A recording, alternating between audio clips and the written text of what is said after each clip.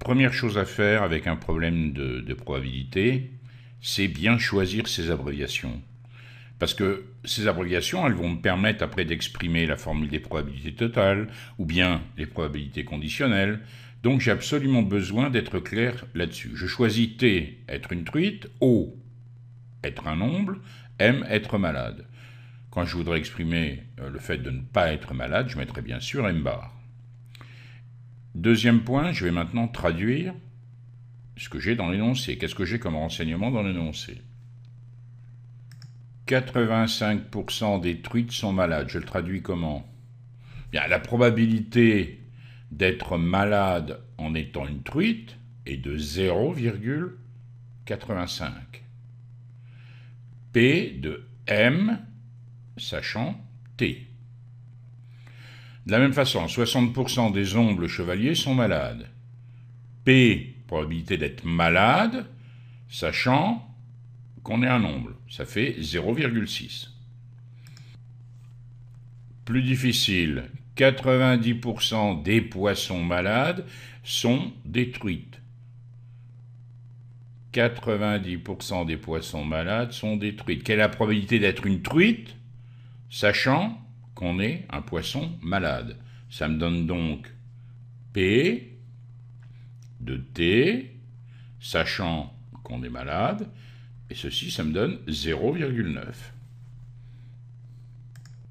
C'est toujours utile de faire un arbre pour avoir les différentes possibilités. Je raconte l'histoire. Je démarre avec mon stylo par un point. Je tire. Je prends au hasard dans le bassin un poisson. Ça peut être une truite ou bien un omble. Si c'est une truite, elle peut être malade ou pas malade. De même pour l'omble, malade ou pas malade. Alors là, attention, P de M sachant T, c'est 0,85. P de M sachant O, c'est 0,6. On a bien sûr ici 0,15 pour que le total des deux branches, ça me fasse 1. Ici, j'ai 0,4. Qu'est-ce que c'est que la probabilité sur cette branche, c'est la probabilité d'être une truite? Et bien sûr, ici, c'est 1 moins la probabilité d'être une truite, puisque la somme doit faire 1.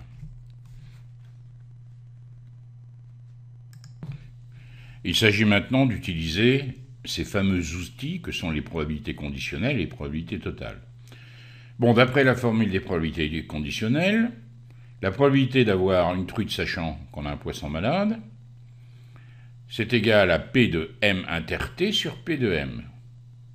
Alors ce P de M inter T, c'est ici. C'est-à-dire que pour trouver la probabilité que le poisson soit à la fois une truite et à la fois malade, on multiplie P de T, la probabilité qu'elle soit une truite, multipliée par 0,85. Donc j'exprime P de T sachant M, que je sais égal bien sûr à 0,9 d'après l'énoncé, c'est égal à 0,85 fois PT sur PM, probabilité qu'on ait un poisson malade. De plus, qu'est-ce qu'on a d'après la formule des probabilités totales? On sait que P de M, c'est-à-dire la probabilité qu'un poisson soit malade, eh bien, il suffit de suivre les branches. 7 branches plus 7 branches, vous vous souvenez? Donc la formule des probabilités totales, elle me dit que la probabilité qu'un poisson soit malade, je suis la première branche, c'est la probabilité que ce soit une truite multipliée par 0,85 plus 1 moins PT, pourquoi? Parce que c'est la probabilité que ce soit un nombre, multiplié par 0,6. Donc ceci, c'est la probabilité qu'un poisson soit malade.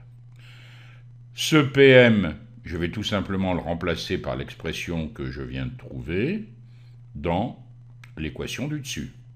Donc qu'est-ce que j'obtiens? 0,85 fois PT, d'accord, ce que j'avais au départ, sur PM, c'est-à-dire 0,25 PT plus 0,6.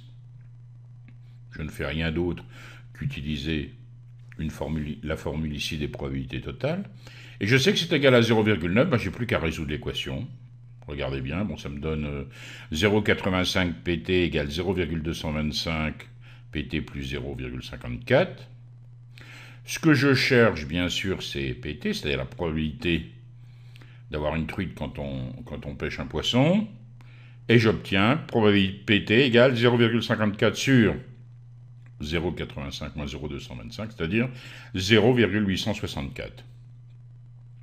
La probabilité d'avoir une truite dans ce bassin est de 86,4%.